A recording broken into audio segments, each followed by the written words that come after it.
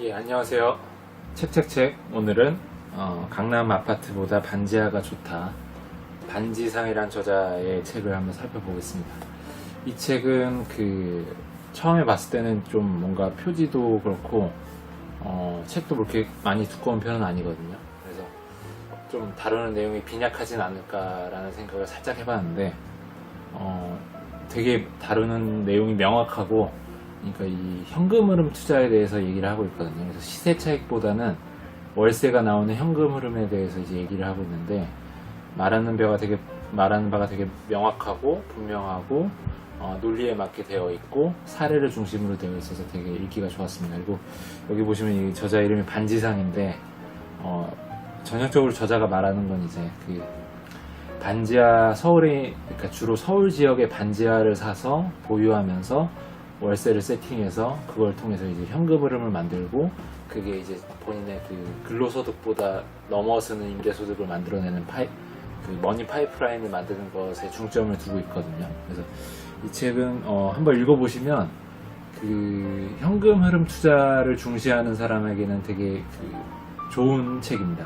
그래서 실질적으로 이제 여러 가지 것들을 저도 짚어보면 이 저자가 말하는 게 되게 많이 와닿았어요. 그래서 저 같은 경우는 이제 반지하를 사지는 않았는데 한번 이제 다음 물건은 반지하를 한번 해보면 어떨까라는 생각이 들 정도로 되게 나름 타당한 논리로 해서 써나갔기 때문에 되게 좋은 감명을 받았습니다. 그래서 한번 보겠습니다. 저자 한번 보겠습니다. 이름도 범상치가 않습니다. 반지상입니다. 반지하 투자를 이제 강조하시는 분인데, 이름이 반지하와 비슷한 반지상. 여기 보면 이제 나는 똑똑한 사람도 아니고 뭐 평범한 사람이다. 근데 평범한 월급쟁이지만 어찌됐든 이렇게 노력해가지고 반지하를 통해서 23채의 부동산을 보유하면서 나름의 경제적 자유를 이루었다. 그 경험을 공유하려 한다. 라는 내용이 나와 있고요. 그래서 되게 좋았어요. 읽어보시면 되게 좋았고, 한번 목차부터 한번 볼게요. 강남 아파트보다 반지하가 좋다. 나름의 이유가 있겠죠. 물론 뭐 개별로 비교하면 비교할 수 있는 대상은 사실 아니지만 반지하만의 장점이 분명히 있습니다. 자, 보시겠습니다. 1장에서 나는 왜 발칙한 월급쟁이가 되었나, 이 부분은 이제 저자가 월급쟁이 생활을 하면서 회사라는 테두리에서 벗어나서 좀 더 자유로운 생활을, 그러니까 금전적으로 경제적 자유를 꿈꾸는 그런 생활로 넘어가는 그 과정을 보여주고 있습니다. 부동산 경매로 두 번째 구매자가 되라. 이 얘기는 뭐냐면, 이제 처음 부동산을 취득하고 나서 부동산 소유자가 어떠한 사건이나 상황에 의해서 이제 집이 경매를 당하게 되잖아요. 그럼 경매를 당하게 되면 그 집이 이제 가격이 유찰되면서 저렴해지는 상황이 되는데, 그 유찰된 거를 사는 경우에 이제 두 번째 구매자가 내가 되는 것이고, 그러니까 부동산을 싸게 살 수 있는 게 바로 두 번째 구매자라는 얘기죠. 그래서 경매를 통해서 부동산을 두 번째 구매하는 두 번째 구매자가 돼서 싸게 사라. 그리고 반지하를 사면 좋고 반지하의 수익률이 좋기 때문에 반지하를 추구하자라는 내용을 담고 있습니다. 발칙한 월급쟁이의 부동산 관찰, 이 부분은 이제 부동산에 있어서 이 부분도 약간 칼럼의 느낌인데, 자신이 생각하는 이 파이프라인, 그리고 부동산에 대한 내용들, 정책에 대해서 정부 정책이 어떻게 됐고, 그리고 대출에 관한 이야기, 뭐 이런 것들이 나와 있습니다. 전반적인 부동산 투자에 관한 내용들, 기본 배경 지식으로 볼 수 있고요. 4장에 있어서는 이제 실전 노하우죠.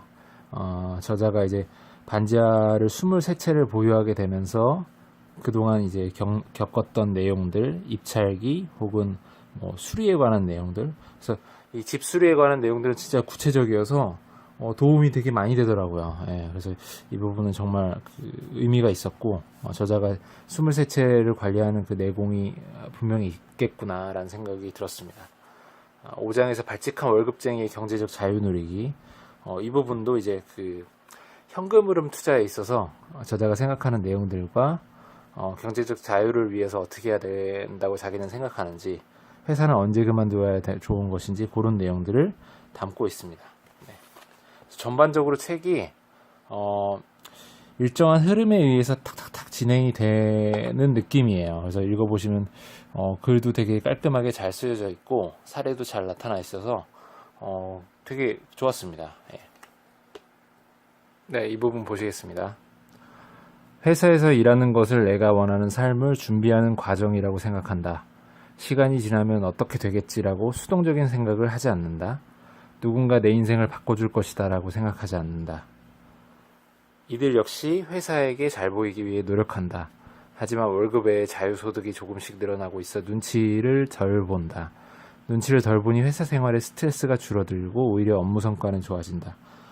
현금 흐름 투자를 하는 그 사람이 회사에서 어떤 느낌으로 일하게 되는지를 잘 나타내주고 있어요. 그래서 여기 보시면 회사에서도 충분히 이제 그 자기의 비전을 꿈꿀 수도 있겠죠. 그렇지만 그거 외에 이제 근로소득 외에 임대소득이 들어오기 시작하면 회사에게의 눈치를 보는 게 좀 줄어들어요. 그리고 나만의 소신 있는 업무가 가능해지는 상황이 될 수도 있습니다.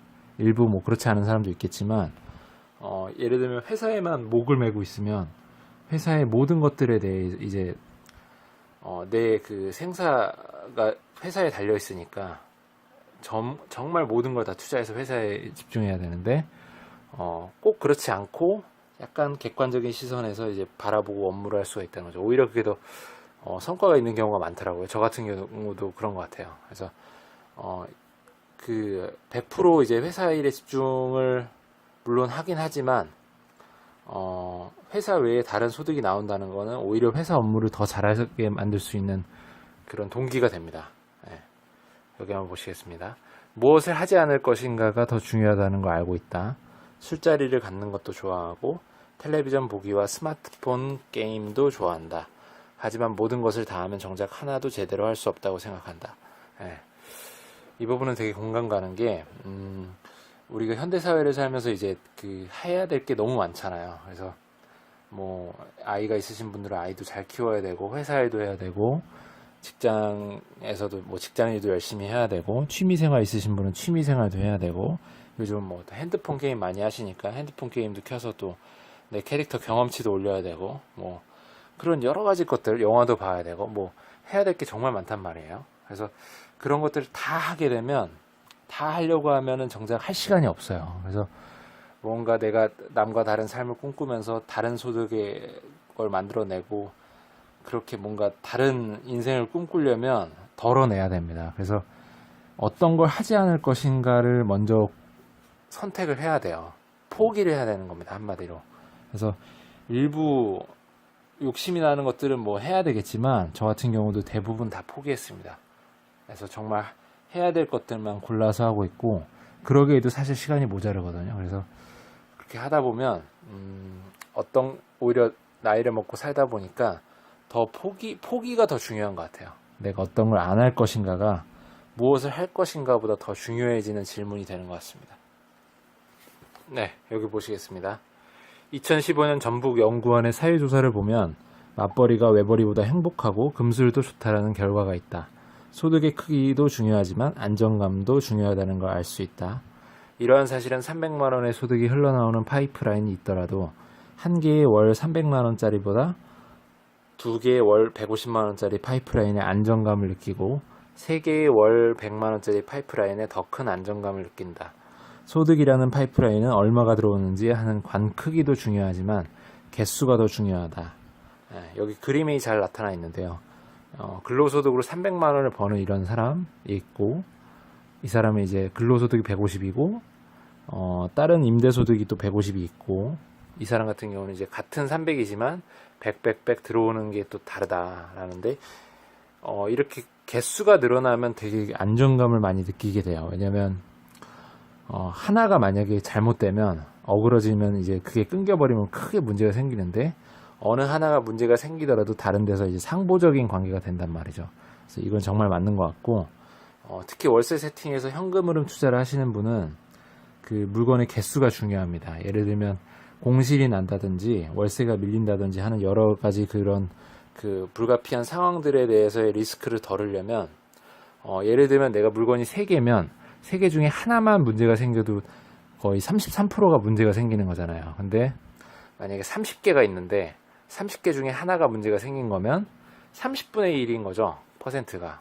예, 그래서 그런 것만 봐도 약간의 규모의 경제의 성격도 있어서 이런 부분은 이제 개수가 늘을수록 좋은 점이 분명히 있어요. 관리는 물론 어렵겠지만, 예, 그래서 리스크를 해지해주는 그게 분명히 있습니다. 그래서 개수가 중요하다는 내용을 담고 있습니다. 네, 이 부분 보시겠습니다. 나는 초인종을 눌러 해당 부동산에 들어가 보진 않는다. 많은 경매책들은 꼭 초인종을 눌러서 부동산 내부를 확인해 보는 것이 좋다고 말한다. 하지만 경매를 당한 세입자 또는 집주인이 호의적이기가 쉽지 않다. 임장 온 사람들이 계속 방문한다면 기분이 좋지 않을 것 같다. 집 내부를 본다고 문제를 파악하기도 쉽지 않고 경매를 당한 입장에서 정확한 정보를 준다는 보장도 없다. 이 내용이 조금 약간 신선하고 약간 충격적이었는데 보통의 경매책들은 이제 임장을 가서 이제 꼭 초인종을 눌러서 그 세입자 혹은 소유자를 만나보라고 얘기를 해요. 왜냐면 살짝 문이 열렸을 때 그 문 사이 틈으로 이제 집 내부를 보면서 집안의 상태도 확인할 수 있고 또 세입자나 그러니까 아무튼 거기 그 집에 살고 있는 사람과의 대화를 섞으면서 명도의 난이도를 측정할 수 있기 때문에 그 부분이 중요하다고 얘기를 하고 있는데 이 저자는 이제 만나서 들어가 보지도 않는데요. 아예. 예. 그래서 그냥 그 겉에만 보고 이제 그 구조를 보려면 아예 위에나 아랫집에 가서 보고 그렇게 이제 임장을 하고 마친다는데 이것도 뭐 어느 면에서 이제 나쁜 방법이라고 얘기할 수도 있겠는데 제가 봤을 때는 의미가 분명히 있어요. 왜냐면 사실 그 초인종을 눌러서 만나보라고는 하지만 만나볼 수 있는 경우는 정말 드물어요. 문을 열어주는 경우가 거의 드뭅니다. 그리고 남자 혼자 임장 가가지고는 문을 거의 안 열어줘요. 열어줘도 무시하고 게다가 그 안에 살고 계신 분이 여자라면 남자 혼자 가서 그 문 열어달라고 하면 문을 열어주겠어요? 안 열어주고 대부분 문 못 열어요. 그래서 10번 가면 글쎄요, 한두 번 열릴까요? 네, 그래서 거의 열리는 경우가 별로 없고 그래서 사실 그 만나보고 싶지만 만나보지 못하는 경우가 많기 때문에 아예 들어가 보지 않는 게 더 속편할 수도 있습니다. 예. 또 들어가 본다고 해서 집을 제대로 보여주는 경우도 사실 없고 오히려 또 역효과가 나가는 경우들도 있어요. 그래서 특히 저자가 이렇게 하는 이유 중에 하나는 이 뒷 부분에 보시면 아시겠지만 저자는 이 빌라 같은 경우는 이제 시세 파악이 어렵기 때문에 혹시라도 그러니까 비싸게 사는 경우의 리스크를 방지하고자 이외에 유찰되는 64% 가격의 최저가 수준에서만 입찰을 한다고 해요. 그래서 이제 감정가에서 이제 한 번 유찰되면 20% 저감돼서 80%고 그게 또 두 번 유찰되면 또 20% 저감돼서 88에 64에서 64%가 되거든요. 그래서 64%가 된 상태에서의 물건을 거의 최저가 수준으로 입찰을 하게 되고 그걸 이제 그 최저가 수준으로 쓰기 때문에 당연히 낙찰이 되지 않는 경우가 많겠죠. 그래서 횟수를 늘려서 최대한 이제 그 많은 횟수 중에 낙찰이 되는 경우가 생기는데 그런 경우에만 이제 그 물건을 획득하는 식의 방법을 취하시는데 그렇게 할 경우에는 이제 이런 리스크가 해지돼요. 왜냐면 어차피 싸게 사기 때문에 40%나 그 감정가에 저감된 금액으로 사시기 때문에 리스크가 좀 적은 거죠. 그리고 여기 보시면 이제 아예 들어가 보지 않아도 알 수가 있다는 얘기인데 반지하 같은 경우에 이렇게 그 하이시시를 하거나 빗물까지 한 경우에는 관리가 되고 있다는 표시예요. 예를 들면 이 방범 그러니까 샤시를 교체하는 게 제일 비용이 많이 들어가는데 여기까지 교체했다는 거는 내부는 볼 것도 없다. 수리를 했다라는 얘기고 수리를 안 했다 손 치더라도 관리를 하는 사람이다. 관리를 하는 집이다라는 걸 알 수 있다는 거죠. 그래서 이런 면에서 이런 부분은 좀 신선했습니다. 이렇게 얘기하는 책은 거의 없거든요. 네. 그래서 만나보지 말라. 어차피 골치 아프고 봐봤자 뭐 맞는 정보가 아닐 수도 있고 어차피 난 싸게 살 거기 때문에 굳이 만나지 않아도 리스크가 별로 없다. 네. 그리고 뭐 어차피 수리할 거를 마음을 먹고 들어가는 거니까요. 네. 네, 여기 보시겠습니다. 통계를 보면 평균 응찰자는 5명에서 8명이고 낙찰률은 감정가의 87에서 95% 정도이다. 다시 말해서 1억 원짜리 부동산이라면 거의 뭐 8,700에서 9,500만 원의 낙찰을 받는다는 말이다. 통계에서만 봐도 경매도 부동산을 싸게 사기는 생각보다 힘들다. 대부분 사람들은 부동산 경매를 한다고 하면 서울 아파트 4억짜리를 3억 정도에 살 수 있는, 그 정도에 엄청 싸게 살 수 있는 그런 걸로 알고 있다는 내용이죠. 하지만 지난 과거 사건들을 검색해보면 당신이 생각하는 가격보다 높게 낙찰받아간다. 서울의 4억짜리 아파트를 3억 9천에 낙찰받는 것이 어떤 의미가 있을지 모르겠다. 차라리 일반 매매 시장에서 급매를 구하는 게 낫다. 라는 내용인데, 실제로 좋은 지역의 아파트, 살기 좋은 아파트들은 낙찰률이 되게 높아요. 그리고 내가 생각하는 가격을, 그러니까 보통 이제 돈을 좀 벌고 싶은 욕심이 있으신 분들은 낙찰가를 세게 안 쓸 수밖에 없죠. 왜냐면 남아야 되니까요. 그래서 그런 경우에 이제 낙찰받기가 되게 힘들고, 보통 뭐 95% 가까이 낙찰이 되면 실익이 없는 경우가 좀 많고, 의미가 좀 없다고 생각도 저도 그렇게 공감을 해요. 그렇지만 뭐 그렇게 사시는 분들 중에 또 뭐 한 가지 이유는 그 경매로 취득했을 경우에는 대출이 일반 매매보다 더 많이 나오는 경우가 많거든요. 그래서 어차피 일반 매매로 동일한 가격이 나올 바에는 경매로 취득해서 대출이라도 많이 받자라는 생각으로 하시는 경우도 있고, 두 번째는 또 어떤 지역에 이제 그 아파트가 굉장히 인기가 많을 경우에는 일반 매매로도 매물이 잘 안 나오는 경우가 많아요. 근데 경매로는 가끔 나오는 경우가 있거든요. 그런 경우에 이제 그 사기 힘든 지역일 때 매매로 정말 좋은 게 나왔을 때는, 경매로 좋은 게 나왔을 때는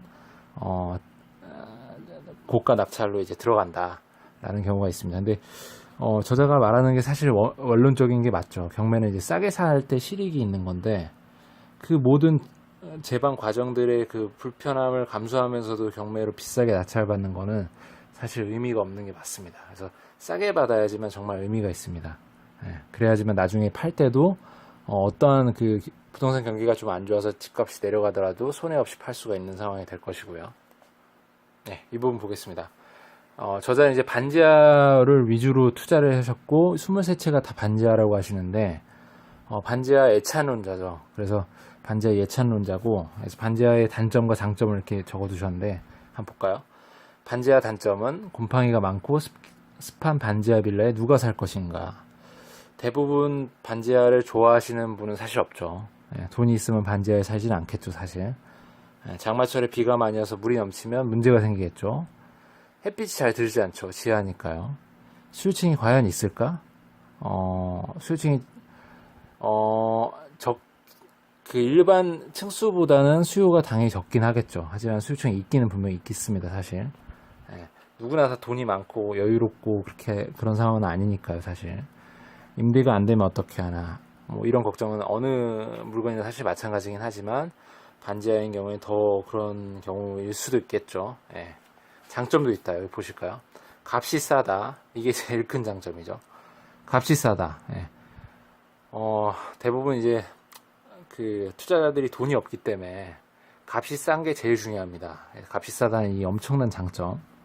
그리고 겨울엔 따뜻하고 여름엔 시원하다. 이건 뭐 실제 거주하시는 분에 있어서의 장점이고, 아이들이 뛰어도 걱정 없다. 뭐 요거는 또 장점일 수 있겠죠. 밑에 층이 없으니까. 또 밑에 층이 없어서의 장점도 또 하나 있어요. 예를 들면 이제 누수가 없다는 얘기인데, 누수를 해도 내 집에 누수가 발생해도 어차피 윗집의 문제 때문에 생기는 거라 내 잘못은 아니고, 내 아래층이 없기 때문에 누수에 관한 한 자유롭죠, 사실. 그래서 그게 장점인데, 사실 장점보단 단점이 많죠.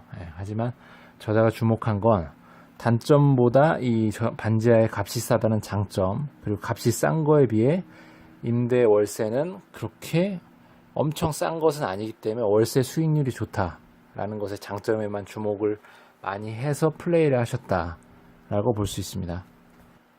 여기 한번 보겠습니다. 저자가 말하는 그럼 어떤 반지하 빌라를 골라야 되나. 빌라 자체를 사는 것도 꺼려지시는 분들도 많은데, 반지하 빌라라? 그럼 어디를 골라야 될까라는 걸 이제 짚어주고 계십니다.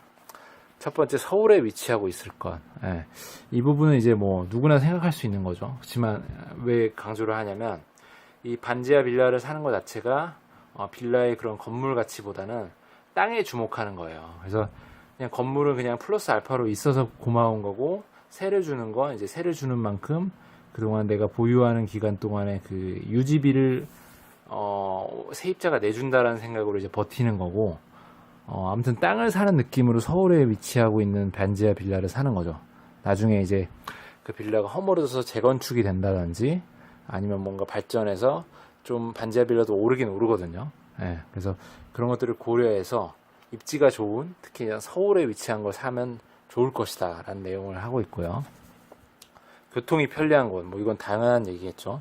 부동산은 입지가 중요하니 반지하 빌라도 교통이 편리한 곳, 입지가 좋은 곳을 사야 된다라는 내용이고요. 세 번째, 볕이 잘 드는 물건. 예.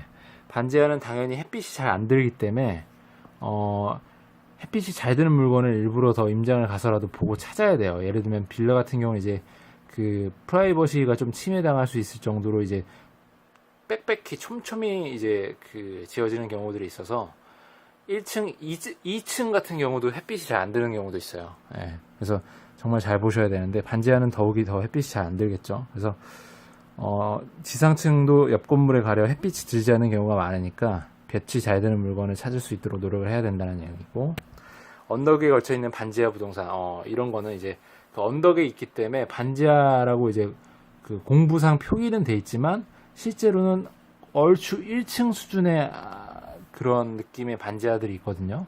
예, 그런 건 되게 좋다라는 내용입니다. 예, 실제 가보셔야지만 더 제대로 알 수 있어요. 이렇게 언덕에 위치를 해 있어갖고 거기 위치 언덕을 올라가 보면 사실 이게 1층 수준이거든요. 예, 그래서 그런 것들은 잘 고려를 해보셔야 되고, 반지하 원룸은 가능한 피하라. 이게 무슨 내용이냐면 그 보통 그 원룸인 경우에는 세입자의 손바뀜이 잦아요. 그래서 쉽게 그 짐을 꾸려서 이사를 가는 경우가 많아서 자주 이제 그 세입자가 바뀌면 그 중개 수수료도 나가고 도배장판도 해야 되고 하는 그런 비용들이 나가기 때문에 수익률이 떨어지거든요. 그래서 그런 경우에 대해서 이제 그 웬만하면 이제 안 바뀌었으면 하는 그런 것들이 또 있고, 더불어서 이제 그 빌라 같은 경우에 방이 두세 개 되는 걸 되게 더 선호하고 더 유리해요. 왜냐면 보통 이제 세입자분들이 원룸을 사시는 분들은 깔끔하고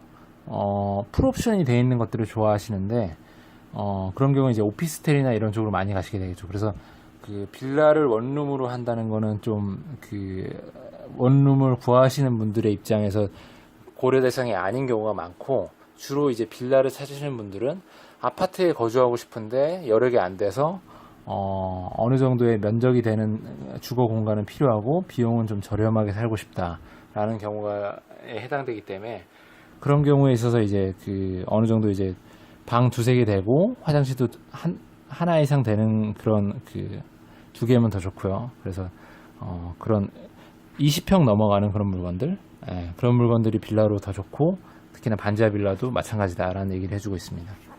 6번, 대지 지분이 많은 곳. 이거는 이제 그 나중에 재건축 혹은 재개발을 염두에 두고서 대지 지분이 많은 곳을 이왕이면 선택해라 라는 내용이고요.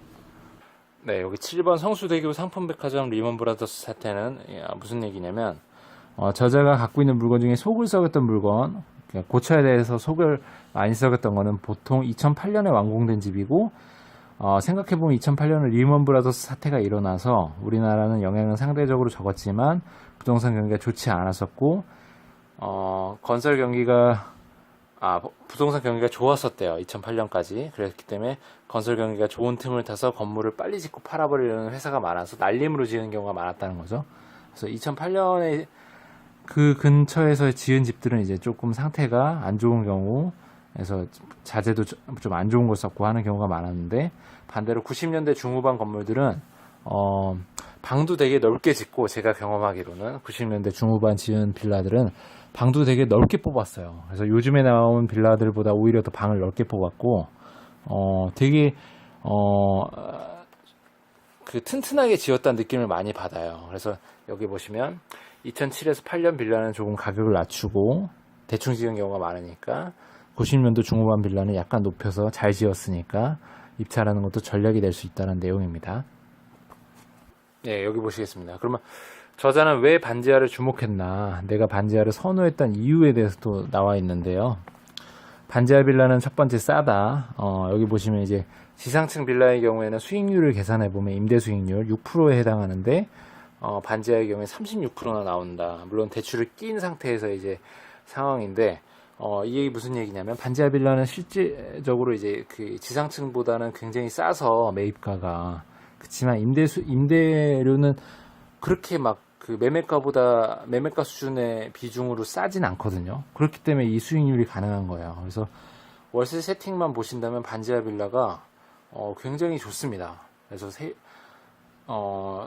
그 수익률이 되게 좋고 지방에 있는 소형 아파트 중에 괜찮은 것들도 좀 잘 세팅하면 20% 중반 정도 나오는 것들이 있는데 그것보다도 훨씬 높죠. 그래서 반지하 빌라가 잘만 세입자를 잡아서 세팅한다면 수익률이 굉장히 좋다. 30%가 넘는 수익률은 워런 버핏도 하기 힘든 수익률입니다. 그래서 굉장한 투자 고수만이 할 수 있는 수익률이라서 사실 굉장한 수준입니다. 사실 그 맞춰보시면 내 돈이 1,000만 원 들어가서 월 10만 원이 나오는 경우가 이제 월세 12%의 수익률인 건데 그것도 쉽지가 않아요. 근데 이제 이런 경우는 이제 1,000만 원이 들어가서 월 이자 빼고 30만 원이 나오는 거니까 수익률이 굉장히 좋은 거죠. 그렇게 보시면 되겠습니다. 두 번째로 이제 월급쟁이 최고의 소액 투자 상품으로 본다라는 건데 이것도 마찬가지로 월급 2, 300만 원을 모아서 꾸준히 할 수 있다. 그래서 금액이 많이 들지 않거든요. 1,000에서 2,000만 원이면 살 수 있다라는 내용인데 이건 물론 그 대출을 꼈을 때의 얘기입니다. 세 번째로 전월세 전환율이 좋다라는 내용인데 그 전세를 월세로 전환했을 때의 비율을 말하는 건데 이게 숫자가 클수록 좋은 거예요. 그래서 여기 보시면 그러니까 이 전월세 전환율이 좋은 물건은 월세용으로 좋은 물건이라는 뜻입니다. 근데 이제 그 여기 보시면 아파트나 다세대 단독 다가구 이런 것들이 보면 아파트가 제일 낮고 그리고 다세대 빌라 쪽으로 갈수록 더 높다는 얘기입니다. 근데 이제 반지하 빌라인 경우에는 더 높을 거고요. 그리고 네 번째, 서민들이 살 집이 없다. 일반 서민들이 우리가 보면 서울에 이제 아파트가 괜찮은 것들은 뭐 6억에서 8억, 비싼 건 뭐 10억이 넘어가는데 그런 집에 거주하는 서울의 그 아파트를 사시는 분들은 사실 서민은 아니에요. 엄밀히 말해서 그렇진 않죠. 그래서 이 서울의 서민들 혹은 수도권에 살고 있는 서민들이 살 수 있는 집은 금액이 그렇게 높아서는 사실 살기 힘들죠. 그게 맞고 그런 면에 있어서 이 반지하 빌라는 딱 서민들이 살기가 좋은 집이다 라는 내용이라 거기에 주목했다는 내용입니다. 네, 여기 한번 보시겠습니다. 이게 무슨 내용이냐면 그 인플레이션을 막는 타임머신 티켓을 끊어라. 그래서 부동산은 인플레이션을 먹고 자란다 라는 내용입니다. 그래서 보시면 97년에 쓰레기 봉투가 260원이었는데 2017년 484원. 과자로 볼까요? 새우깡이 400원이었는데 97년에 지금은 1200원이다. 무려 3배가 올랐다. 그래서 이 얘기를 왜 하냐면 그 화폐 가치가 같은 물건은 같은데 화폐 가치가 되게 낮아진 거잖아요. 그게 바로 인플레이션이고 근데 이제 부동산은 한정된 공간에 이제 지어진 것들이기 때문에 공급만 일정하다면 인플레이션이 상승하는 그러니까 화폐 가치가 떨어지는 거를 보존할 수 있는 유일한 방법일 수 있습니다. 그래서 부동산이 인플레이션을 먹고 자란다는 게 어찌 보면 그 부동산 가격이 오른다는 것이 엄밀히 말하면 화폐 가치가 떨어짐으로 인해서 상대적으로 그 금액이 오르게끔 느끼는 것일 수도 있어요. 예를 들면 이런 거죠. 새우깡이 400원에서 1200원 된 것처럼 내 집이 400원이었다가 1200원이 될 수 있는 거죠. 그래서 이런 경우를 보면 이제 인플레이션을 먹고 자라는 건 사실 내 집은 변한 게 없는데 새우깡이 오른 만큼 내 집도 올랐다는 얘기가 되는 것입니다. 그래서 부동산은 이렇게 자산을 유지함으로써 화폐 가치가 떨어지는 거에 대비해서 내 자산을 보존해 줄 수 있는 것이기 때문에 하루라도 빨리 내가 버는 근로소득을 자본소득 혹은 자산소득으로 치환시켜야 되는 상황입니다. 그래서 그게 바로 재테크의 기본이고 이런 사례를 통해서 명확하게 인지를 하고 계셔야 될 것 같아요. 화폐 가치는 점점 떨어질 것이고 이걸 막고 내 돈을 지킬 수 있는 방법은 예금을 해봤자 어차피 화폐 가치는 떨어지니까 방법이 안 될 것이고 자산을 사는 방법밖에 없고 그 자산 중에는 부동산이 제일 유리한 방법이 될 가능성이 높다라는 것이죠. 네, 여기 한번 보시겠습니다.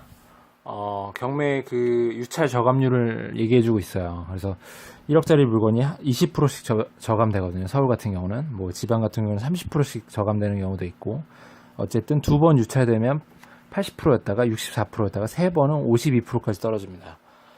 그래서 저자 같은 경우는 나는 2회 유찰 64% 최저가에 입찰한다 주로. 왜냐하면 이해가 되지 않는 경우가 발생하기 때문이다. 무슨 말이냐면 3회 그러니까 저자가 얘기하는 건 뭐냐면 3회까지 유찰이 돼버리면 저자는 주로 이 64%일 때 2회 차일 때 들어가는데 3회 차까지 들어가면 너무 싸진 거기 때문에 관심을 많이 받아서 생각보다 사람들이 질러서 2회 그러니까 유찰이 되기 전 2회일 때의 가격을 넘어서는 가격으로 낙찰되는 경우들이 있다라는 얘기를 하고 있어요. 그렇기 때문에 자기는 그러니까 저자는 64% 2회일 때 들어간다라는 내용을 얘기해 주고 있습니다. 그래서 보통 그 아파트 경우는 이제 1회 유찰되는 경우에서 많이 낙찰이 많이 되고 비슷한 사례로 이제 1회 유찰되는 이 시점에 사람들이 몰려서 오히려 아예 신건일 때 1억인 금액을 초과해서 그러니까 100%가 넘겨서 낙찰되는 경우도 꽤 많아요. 그럴 바에 아예 그냥 1회차에 낙찰했으면 좋은데 그렇지 않고 그때 당시에 이제 주목을 못 받다가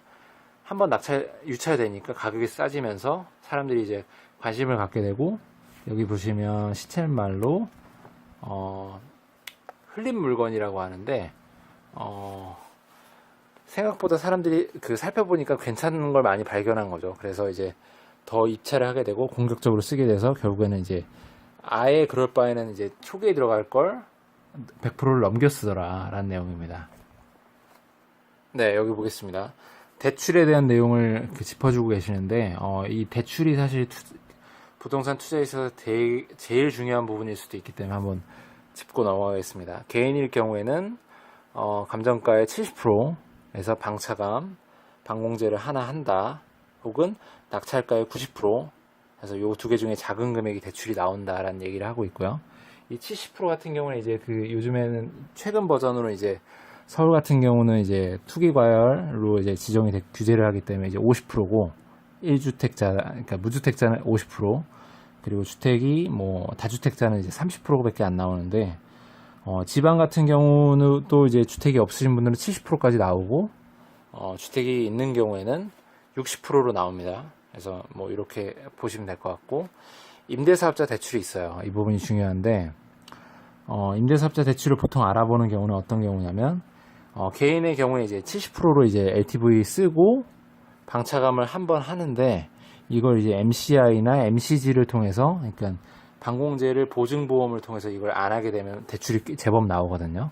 그래서 이거를 개인인 경우에 이제 MCI 2개, MCG 2개씩 쓸 수 있는데 MCI 경우는 이제 예를 들면 거치 기간이 3년인 상품을 마련했으면 그 거치 기간 동안 계속 그 방공제를 적용받을 수가 있어요. 근데 MCG 같은 경우는 이제 취급하는 은행도 뭐 신협이었나 아무튼 되게 적고 1년밖에 거치가 안 됩니다. 그래서 그런 단점이 있지만 아무튼 그런 방법이 있고 이걸 다 썼을 경우에 MCI, MCG를 다 썼을 경우에는 임대사업자가 있으신 분들은 임대사업자 대출을 할 수 있는데 이게 되게 좋은 점이 LTV가 80%까지 적용되고 대신에 이제 방공제는 무조건 해야 됩니다. 하지만 건물 가액이 큰 경우에 80%의 비중은 되게 크고 방공제를 하나 한다는 거는 비중이 좀 작게 들어갈 수도 있기 때문에 되게 좋은 경우가 있고 좋은 점은 이제 금리가 되게 저렴합니다. 임대사업자 대출은 보통 2%에서 3% 정도가 되는 경우가 있고 가장 중요한 이제 거치만 하다가 나중에 그 만기 일시상환으로 다 할 수가 있기 때문에 거치만 하실 수가 있어요. 그래서 따로 뭐 막 알아보시고 어렵게 할 필요 없이 무조건 거치만 할 수 있는 상황이어서 되게 좋습니다. 그래서 임대사업자인 경우에 요 대출은 되게 특혜가 있고 그래서 비교를 잘 해보셔야 돼요. 그래서 내가 MCI나 MCG가 살아있다는 경우는 이 개인으로 해서 하시는 경우가 좋고 이걸 다 썼을 경우에는 임대사업자로 해서 진행을 하시면은 유리한 경우들이 있습니다. 그렇지만 최근 같은 경우에는 그래도 그 임대사업자인 경우에도 그 RTI라고 해서 이제 그 임대 그 월세 금액 대비해서 이제 이자가 나가는 그런 것들도 추산해서 이 부채의 안정성을 보기 때문에 조금 더 어려워졌는데 어찌 됐든 뭐 방법은 있습니다. 그래서 여기 보면 사례를 통해서 이렇게 설명을 해놓고 있어요. 1억 1천만 원일 때 뭐 얼마가 나오고 한 건데 제가 말씀드린 부분에 대한 사례이기 때문에 한번 보시면 될 것 같습니다. 예, 이 표는 이제 투자를 하시는 분들은 이제 익숙하신 표일 텐데 그 최우선 면제 금액에 해당하는 거예요. 그래서 저당권이 설정된 이 시점에 해당하는 걸로 이제 적용을 받습니다. 그래서 가장 최근은 이제 서울은 3,400만 원, 뭐 그 외에 수도권 과밀 역세권은 2,700, 기타 광역시는 2,000, 뭐 나머지 지역은 1,700인데 이걸 왜 설정하는 게 중요하냐면 그 은행은 절대 손해를 안 보려고 하기 때문에 예를 들면 어떤 집이 이제 대출을 받아서 저당권이 설정되면 그 설정된 먼저 은행이 설정을 하지만 뒤늦게 세입자가 전입해서 들어와도 그 세입자는 최우선 변제금에 해당하는 요 금액만큼은 먼저 배당을 받아요. 그러면 은행은 좀 억울하잖아요. 왜냐하면 내가 먼저 돈을 빌려줘서 그 등기부등본에 이제 권리를 표기를 해놨는데도 불구하고 그 임대차 소액 임대차 그러니까 임대차 그 법에 의해서 소액 임차인에 대한 그 비용을 먼저 정부가 이제 보전하게끔 돈을 주니까 은행은 손해를 본단 말이죠. 그래서 그 손해를 보는 걸 절대 손해 안 보기 위해서 미리 뺍니다. 대출 받을 때 이미 이거를 제하고 주기 때문에 은행은 절대 손해를 안 봐요. 그래서 그 금액에 해당하는 것들이고 이만큼이 이제 공제돼서 이제 그 대출을 받게 되면 대출 금액이 작아지는데 그걸 이제 더 받기 위해서는 이제 보증보험을 쓰는 거죠. 여기 보시면 MCI 2개 사용 가능, MCG 세대당 2개 사용 가능 뭐 이렇게 나와 있는데 그래서 요거 쓰시고 마지막으로 여기 보겠습니다. 나는 남들과 같은 방향으로 뛰지 않았다. 같은 방향으로 2배의 속도로 뛰는 건 나와 맞지 않다고 생각했다. 그래서 남들과 다른 방향으로 뛰었다. 23채의 소중한 내 반지하를 취득하기 위해 수백 번도 넘게 폐찰했다. 정말 대단합니다. 이 수백 번 넘게 입찰을 한다는 건 보통 일이 아니거든요. 진짜 존경합니다. 회사에 출근하기 전 새벽 3시에 일어나서 페인트 칠하고 출근하고 퇴근 후에는 부동산을 보러 다니고 연휴 때는 집수리를 했다. 사람들이 술 마시고 스마트폰 게임하고 TV로 시간 보낼 때 나는 서울 시내를 누구보다 많이 걸어 다녔다. 그래서 지금 경제적인 자유를 누릴 수 있다. 그래서 모든 건 이제 그냥 되는 건 없고 사실 이렇게 노력을 해야지만 될 것이고 이게 진짜 이렇게 그 문장으로 써놔서 그렇지 이게 정말 보통 일이 아니에요. 뭔가 이 노력을 하는 것도 노력이지만 이 정말 그 가장으로서 큰 금액이 왔다 갔다 하는 거에 대한 의사결정으로 오는 그 스트레스는 상당하고 또 저자의 입찰 전략이 이제 64% 이외에 저감된 거를 이제 최저가로 입찰해서 낙찰이 되면 좋고 안 되면 많은 시기에 그런 그 질러보기 식의 전략을 취해서 최저가로 잡는 경우들만 취하는 전략을 하고 있거든요. 그래서 고가로 해서 이건 꼭 낙찰받겠다라고 생각하기보다는 최대한 싸게 계속해서 만약에 그 낙찰이 되면 내 물건이고 안 되면 그건 내게 아니라는 마인드로 이렇게 계속 입찰 횟수를 늘리는 게 좋은 전략이 될 수도 있습니다. 특히나 빌라 같은 경우는 그게 더 유리할 것 같아요. 왜냐면 빌라는 사실 주목을 못 받아서 사람들의 손이 덜 타서 싸게 낙찰받는 경우도 굉장히 많고 아파트에 비해서 그렇기 때문에 이 전략도 되게 유효할 것 같고 실제로 빌라 같은 경우는 이제 유지 보수 비용이 아무래도 아파트보다 더 많이 들어가거든요. 아파트의 경우는 이제 관리비를 내기 때문에 그 장기 수선 충당금이라고 해서 그걸 모아가지고 이제 그 아파트 관리사무소에서 이제 특별히 관리를 하는 경우들이 많기 때문에 정기적으로 관리를 하고 뭐 외벽도 칠하고 뭐 새는 데는 보수도 하고 하기 때문에 관리할 게 빌라보다는 훨씬 적어요. 그래서 그런 부분에 있어서 저자가 이제 특히나 반지하 빌라를 23채를 관리하면서의 그 겪었던 그 시름은 말을 다 못할 것 같다는 생각이 듭니다. 예를 들면 뭐 여러 가지가 있겠죠. 그래서 저만 해도 최근에 이제 그 밑에 집에 화장실이 누수가 있다고 해서 그 누수 탐지를 해보니까 그 욕실 쪽에 그 욕조가 문제더라고요. 그래서 욕조를 뜯어내고 타일을 덧방을 하면서 방수 공사를 다시 했는데 그게 비용이 제법 나왔어요. 그래서 그것 때문에도 또 일을 하면서 약간의 스트레스를 받았는데 뭐 그런 것들이 이제 부지기수겠죠. 23채면. 네, 그래서 그런 부분들에서 이제 좀 더 잘 케어를 할 수 있고 하는 것들이 다 이제 저자가 경제적 자유를 누리는 데 도움이 되었을 것이다 라는 생각에 경의를 표합니다. 예, 어떠셨어요? 네, 좀 길게 봤죠? 그 책이 제가 추구하는 생각들과 많이 비슷한 점들이 있어서 좀 더 공감이 많이 가서 이제 많이 좀 소개를 했던 것 같고, 어떠세요? 반지하빌라 한번 사고 싶지 않으세요?